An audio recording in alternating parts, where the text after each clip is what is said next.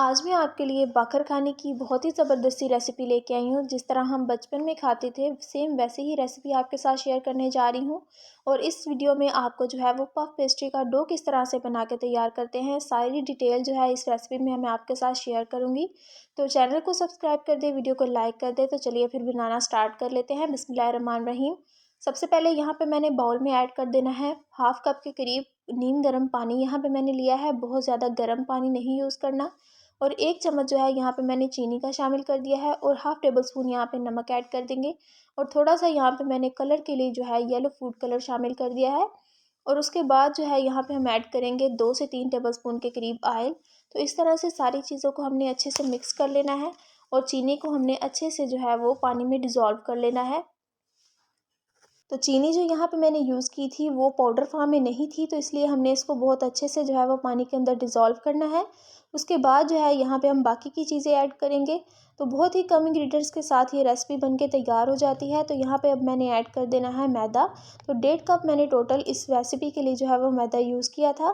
तो यहाँ पे मैदे को जो है मैंने अच्छी तरह हाथों की मदद से गूँध लेना है। अगर आपको आपका मैदा जो है वो या डो जो है वो थोड़ी सी पतली फील हो तो आप उसमें थोड़ा सा मैदा और भी यूज़ कर सकते हैं।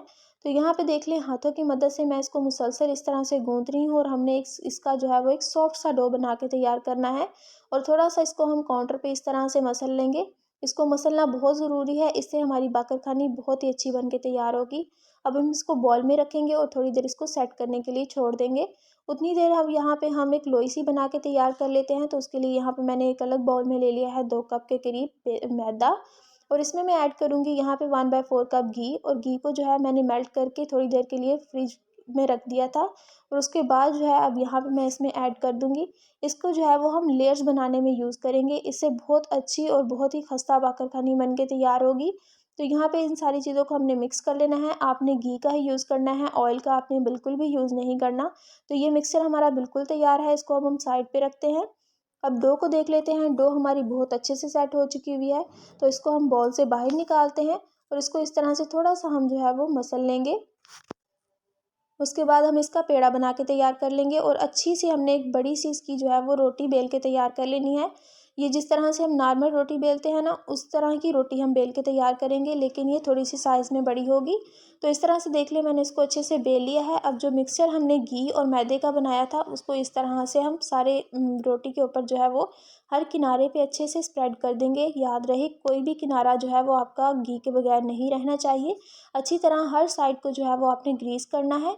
इस तरह से, जिस तरह से आपको वीडियो में नज़र आ रहा है ना, इसी तरह से आपने अच्छे से ग्रीस करना है। और एक साइड को हम इस तरह से उठाएंगे और इस तरह से टर्न कर देंगे। और याद रहे कि हर किनारे को आपने अच्छे से इस तरह से टर्न करना है और इस साइड से जो है बहुत अच्छे से आपने कवर कर देना है। और इसी तरह हमने दूसरी साइड को भी उठाएंगे और इस तरह से टर्न कर देंगे। और हर साइड से जो है वो आपने अच्छे से कवर कर देना है। और ये जो अब ये वाली जो साइड है इसके ऊपर भी दोबारा से हमने जो है वो घी की लेयर लगा देनी है। इस तरह से आपने अच्छे से जो है इसके ऊपर भी कोटिंग कर देनी है। और उसके बाद जो है एक साइड को इस तरह से टर्न कर देंगे। अच्छे से जो है आपने इसको टर्न करके इस तरह से प्रेस कर देना है थोड़ा सा। और ये वाली जो साइड है ना इस तरफ की, इसको हम ऊपर से इस तरह से टर्न कर देंगे। तो ये देखिए अच्छा सा जो है हमारा पेस्ट्री का डो बन के तैयार हो गया है। तो अब हम इसको किसी भी शॉपर में या किसी भी सील पैक कंटेनर में आप इसको डाल के तो इसको हम फ्रीज़ कर लेंगे तकरीबन 15 मिनट के लिए। तो आपने जो है इसको अच्छे से जो है वो फ्रीज़ कर लेना है। 15 मिनट के लिए हम इसको फ्रीज़ करेंगे। उसके बाद जो है अब देख लें जी, 15 मिनट इसको पूरे हो चुके हुए हैं। तो अब हम इसको दोबारा से बाहर निकालेंगे। तो इस तरह से आपने इसको बाहर निकालना है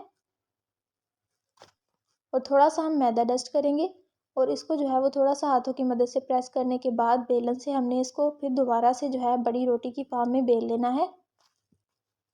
तो यहाँ पे देख ले, इसको मैंने दोबारा से बेल लिया है। अब आप चाहें तो दोबारा से इसके ऊपर घी लगा सकते हैं, लेकिन मैं नहीं लगाऊंगी। तो इस तरह से हम दोबारा से इसकी साइडों को इस तरह से टर्न करेंगे।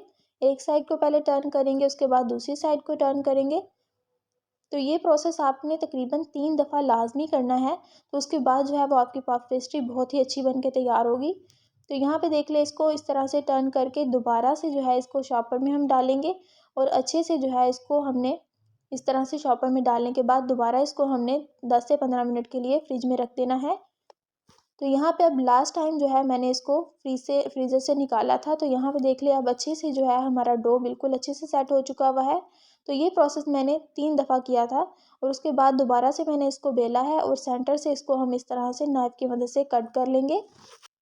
और उसके बाद यहाँ पे मैंने यूज़ किया है पानी, और पानी को हमने अच्छे से जो है इसके ऊपर ग्रीस कर देना है। कोई बटर कोई ऑयल जो है यहाँ पे मैंने ग्रीस नहीं किया, ना ही कोई अंडा वगैरह ग्रीस करेंगे। इस तरह से हमने सिंपल पानी को ग्रीस करना है। और ये देखें, इस तरह से एक साइड को इस तरह पकड़ के रोल कर देंगे। दूसरी साइड को भी आपको रोल करके दिखा देती हूँ। इस तरह हमने इसको रोल करते जाना है, जिस तरह हम लच्छा पराठा बनाते हैं ना, तो उसको रोल करते हैं, इस तरह से हमने इसको रोल करना है। थोड़ा सा हम इसको जो है वो हाथों की मदद से इस तरह से रोल कर लेंगे, और फिर हम किसी भी नाइफ़ या कटर की मदद से इसको छोटे छोटे पार्ट्स में कट कर लेंगे। तो ये हमारी जो है वो छोटी छोटी सी बाकरखानियाँ बन के तैयार होंगी। जिस तरह से बिस्किट्स होते हैं ना, उतनी बाकरखानियाँ ही हमारे पास बन के तैयार होंगी। और हमने सिर्फ देखें 1.5 कप मैदे के साथ 1.5 जो है ये बाकरखानियाँ बना के तैयार कर लेनी है। तो यहाँ पे देख लें, अब जो है हम प्रोफेशनली इसको जो है इस तरह से पहले थोड़ा सा रोल करेंगे टेबल के ऊपर, और उसके बाद जो है हम इसको इस तरह से प्रेस कर देंगे। तो आपने इसके ऊपर बहुत ज़्यादा जो है वो वज़न नहीं लगाना, अदरवाइज़ क्या होगा कि इसकी सारी लेयर्स जो हैं वो बैठ जाएंगी। तो थोड़ा सा इसको मैं नरम हाथों से बेलन की मदद से थोड़ा सा प्रेस कर लूँगी, थोड़ा सा लंबा कर लूँगी। तो यहाँ पे देख लीजिए, हमारी छोटी सारी जो है ये बाकरखानी यहाँ पे एक बन के तैयार हो चुकी हुई है। इसी तरह से मैंने बाकी भी बना के तैयार कर ली थी। और अब हम इसके ऊपर लगा देंगे अंडा। तो अंडे से जो क्या होगा, कलर बहुत अच्छा आएगा इसके ऊपर, और ये देखने में बिल्कुल आपको बाजार जैसी लगेंगी। तो अंडे को अच्छे से आपने ग्रीस कर देना है। उसके बाद हम यहाँ पे एक और मेन काम करेंगे। तो उसके लिए यहाँ पे मैंने ले लिया है 2 चम्मच के करीब जो है ये सफ़ेद वाले जो तिल होते हैं वो मैंने ऐड किए हैं। उसके बाद 2 चम्मच यहाँ पे मैंने चीनी के ऐड किए हैं। तो आप चाहें तो इनको जो है वो अलग अलग से भी ऐड कर सकते हैं, लेकिन यहाँ पे मैंने जो है वो ज़रा टाइम की बचत के लिए इस तरह से इकट्ठे दोनों ऐड करके और इस तरह हम इसके ऊपर लगा देंगे, और इनको जो है हम बेकिंग ट्रे के ऊपर रख देंगे। मैंने ट्रे के ऊपर पहले से जो है वो अच्छे से ऑयल को ग्रीस कर लिया था, और इनको जो है हमने अच्छे से इसके अंदर रखने के बाद यहाँ पे मैंने जो है पतीले को पहले से प्री हीट कर लिया था।